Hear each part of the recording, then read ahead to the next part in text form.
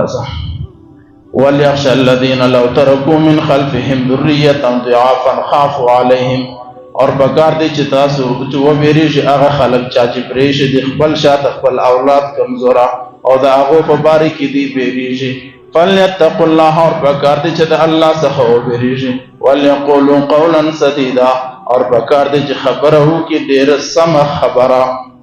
عزیزانو دا د سورة النساء آیت نمبر 9 ده، 9 نمبر آیت ده. په دې آیت کې الله رب العزت یو مثال ورکړي چې یو سړی خپل اولاد پرېږدي اور هغه کوچنی غریب وي نادار وي اور د دې خپل بچي په باره کې په زړه کې یو ویره هم وي اور د ده کوچنی چې سبا د یو بل دروازې له ورسي او هغه یې پسې راواخلي ښه شم هم ورته وکړي بې عزت یې هم کړي نو پر دې سړي پر زړه به څه رقم حالات تېرېږي.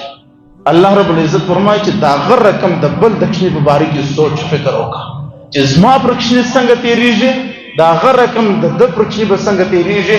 دغه الله رب العزت وایي چې تاسو د بل په باره کې هم د هغې وبېرېږئ لکه څه رقم چې د خپل کوچني په باره کې بېرېږئ.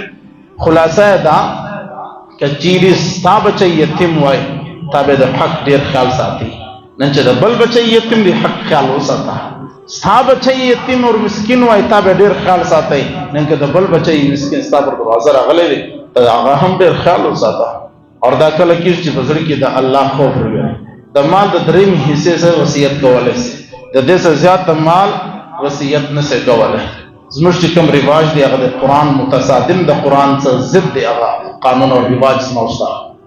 اور کم مال سره به غریب مسکین یتیم ته ورکوې چې کله ته د مال مالک جوړ شې په میراث کې ستا حق دی، ستا حق تا ته در ورسېدی اور د هغه بعد ستا د مال څه چې ته مالک یې د هغه حصې سره و چاته سونو کې هغه ورکړه. فلیتقوا الله وليقولوا قولا سدیدا.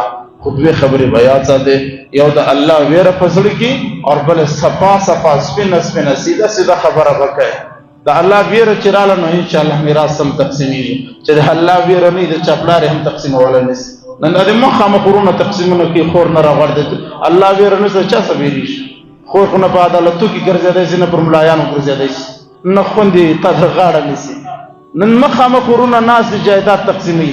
عجیب خبره ده مړه کېږي پر قبر باندې پروت دی زکندن یې شروع وي د زامن دپاره وصیتونه دي د زامن دپاره جایدادونه د خوندو د لوڼو د مندو حقوق نه پکې معلومیږي. دا ګرد زما او ستا د غاړې توق دی دا مال به ګرد زما او ستا دپاره د غاړې توق راځي.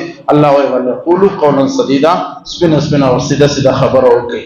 د 3 حصې مال مطلب دا دی چې 90 کې 10% په 3 کې 1% په 100 کې په 300 کې 100 روپۍ دا ته د مال 3 حصہ وایي. دا مال به ګرده دا رقم ویستل کېږي د دې به حصې جوړېږي هغه حصې به تقسیمېږي. مخکې چې کوم آیاتونه را روان دي هغه ډېر اهم آیاتونه دي. الله تعالی د عمل کولو توفیق رانصیب. الحمدلله.